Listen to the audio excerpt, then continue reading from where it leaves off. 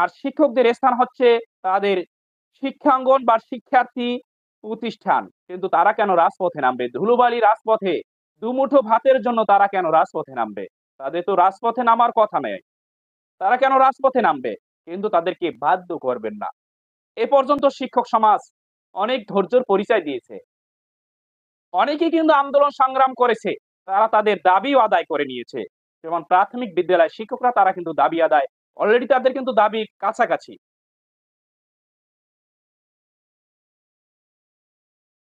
কিন্তু এখন পর্যন্ত যে সোজা আঙ্গুলে একটা কথা আছে স্যার, সোজা আঙ্গুলে ঘি উঠে না। স্যার যখন সোজা আঙ্গুলে ঘি না ওঠে তখন স্যার আন্দোলন আঙ্গুল কিন্তু বাঁকা করতে হয় স্যার।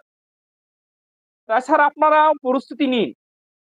আমরা আর বৈষম্য নিয়ে আমরা আর থাকতে চাই না। অন্তর্বর্তীকালীন সরকার যেহেতু বৈষম্যের বিরুদ্ধে, তাহলে কেন আমরা বৈষম্য নিয়ে আমরা এখন থাকবো? আমরা চাই আমাদের পরিবর্তন হোক।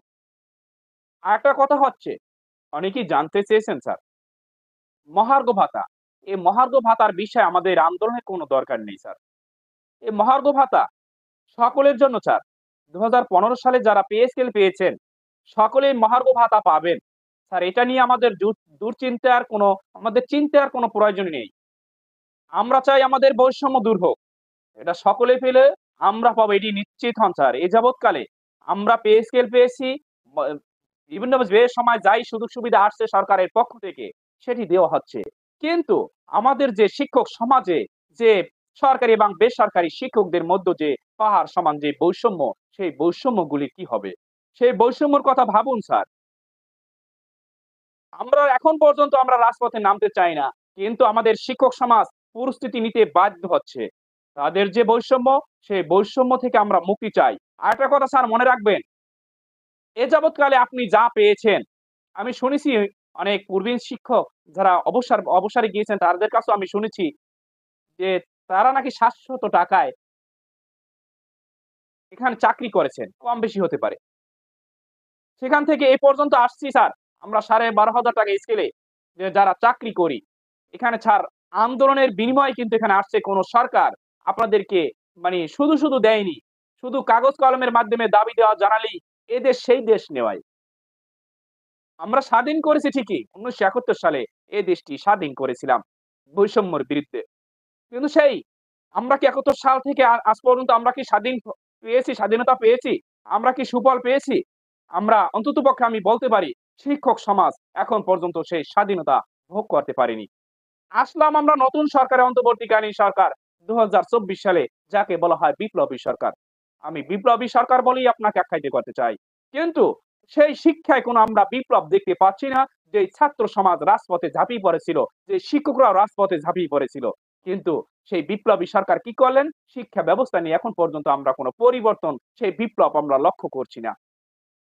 আমরা কতটা অপেক্ষা করব? আর কত অপেক্ষা করলে আমাদের শিক্ষকদের ভাগ্য পরিবর্তন হবে? আপনার পার্শ্ববর্তী যে রাষ্ট্র রয়েছে, আমাদের বন্ধু রাষ্ট্র বা প্রতিবেশী রাষ্ট্র রয়েছে, তাদের দিকে লক্ষ্য করুন। তাদের বেতন মর্যাদার দিকে লক্ষ্য করুন।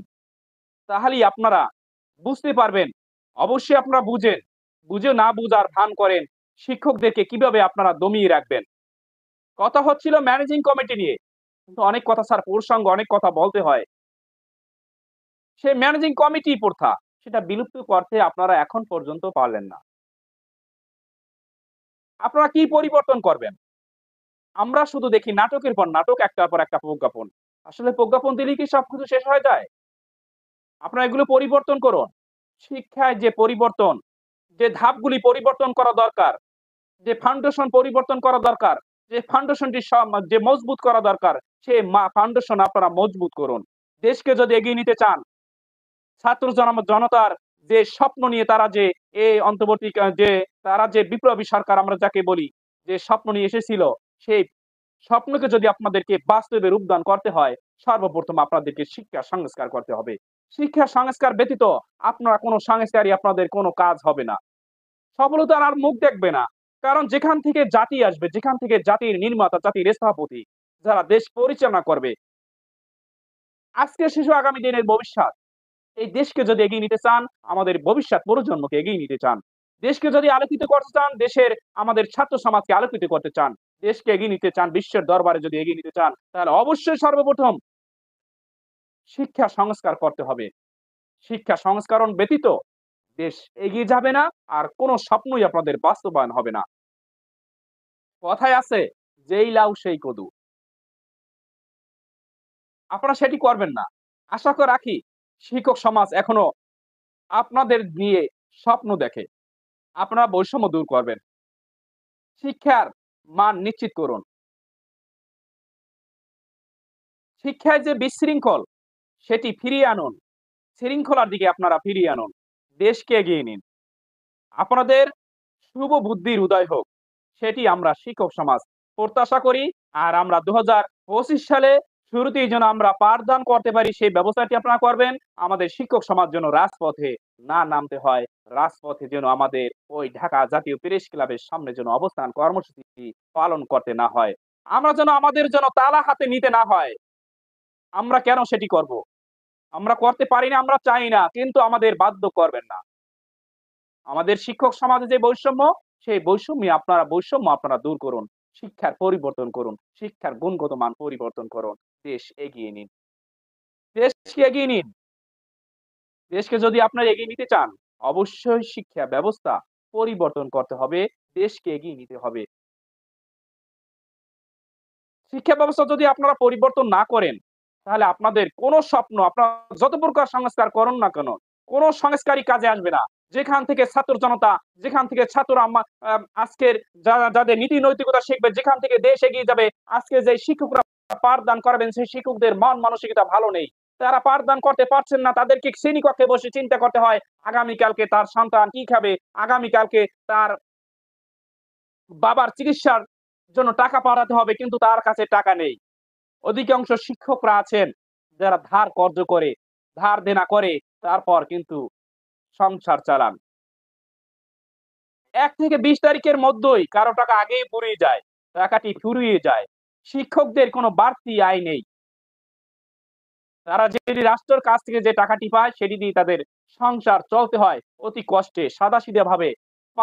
সাধারণ সমাজে যে ৫-১০ জন মানুষ রয়েছে, শ্রমজীবী রয়েছে, তাদের চেয়েও নিম্ন পর্যায়ভাবে তাদেরকে জীবনযাপন করতে হয়।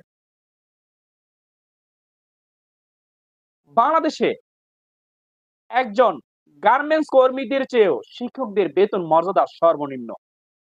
সর্বনিম্ন স্তরে। ওখানে ৮ম শ্রেণী পাস।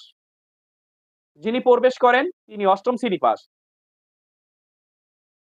আর একজন অনার্স মাস্টার্স কমপ্লিট করে এই মহান পেশায় এসে তিনি ৳১২,৫০০ স্কেলে অথবা ৳১২,৫০০ স্কেলে এখানে চাকরি করেন।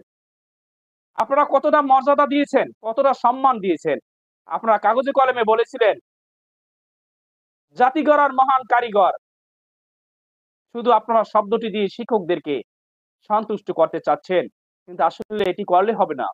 আপনারা যদি শিক্ষার মান নিশ্চিত করতে চান, তাহলে শিক্ষকদের জীবন মান নিশ্চিত করুন। দেশকে এগিয়ে নিয়ে যাবে শিক্ষকরাই। এই শিক্ষকরাই তৈরি করবে ইবনে সিনা, শিক্ষকরাই তৈরি করবে আইনস্টাইন, শিক্ষকরাই তৈরি করবে নিউটন, শিক্ষকরাই তৈরি করবে গ্যালিলিও, ইমাম গাজ্জালি। এরাই তো জাতি গড়ার মহান কারিগর। আমরাই তৈরি করতে পারি। কিন্তু